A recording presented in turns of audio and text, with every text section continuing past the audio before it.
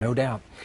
With just 2 weeks left now before Americans start signing up for ObamaCare, the race is on now for opponents to put a stop to it before the exchanges open on October 1st. One strategy currently on the table is to try and defund the law on the year-end spending bill. South Dakota Senator John Thune, chairman of the Senate Republican Conference. Sir, good morning to you and welcome, Senator.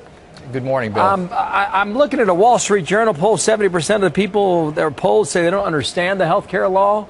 Our Fox polling released earlier today, how concerned are you about the new health care law? 68% when you add very concerned and somewhat concerned. And that's really a reflection, I think, of the unknown, Senator. How do you see it? Well, I agree with the American people. I think there are a lot of unknowns, but what we do know is that we've seen higher taxes, higher premiums, and fewer jobs as a result of Obamacare. And I think the American people are reacting in a very negative way to the evidence so far about the impact of that law on their lives. And I think the reason they're really concerned, that 7 in 10 are very concerned about their personal health care in the future under Obamacare. Yeah, and that's why we ought to repeal it. That's why we ought to get rid of it. So you support repeal. What about this defund effort? Where are you on that? Well, look, I'm for anything that we can do to end the impacts that this bad law is going to have on the American people, Bill. So if we could find the votes in the House and the Senate to do that, I'm for that. But right now, one thing that unites Republicans in the House and the Senate is the opposition to this legislation and its harmful impact on the American people. We'll work out the tactics and the strategy about what's the best way to try and achieve a delay in its implementation.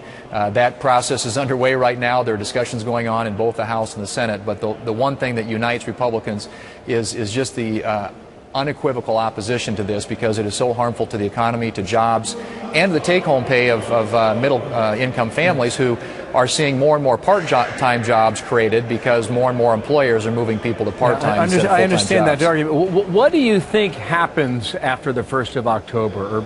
Or maybe the better question is, what do you expect to happen over the first 6 months of implementation? Well, it's really hard to say. I know one thing is going to happen is you're going to see, as we already have, 20,000 plus pages of regulations, which is going to be very difficult for a lot of people to interpret. I mean, I hear from businesses all across my state and across the country who really worry about how this thing is going to be implemented, which is why the president himself has requested a delay in the employer mandate.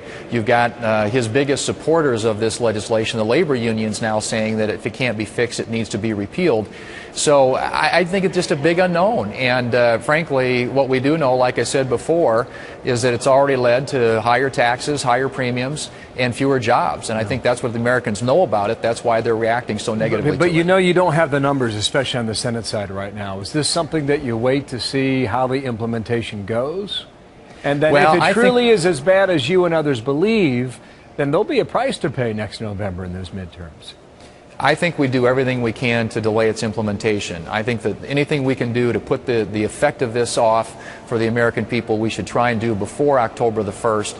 But the reality is, if we don't have the votes, and we may not in the Senate, I'm hopeful there will be some Democrats who might be gettable on this because they're seeing the same impacts that we are.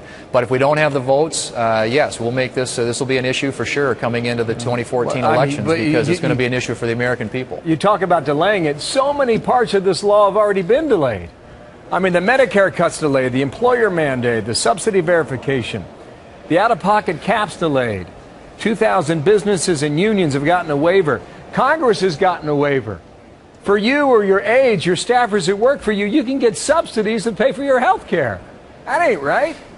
Well, members of Congress and their staffs all ought to be, as all Americans, not subject to what the effects of this law will be. And so what we're suggesting is, if the president is so intent on granting many of these waivers and exemptions as he has, and you mentioned them, let's delay it for everybody.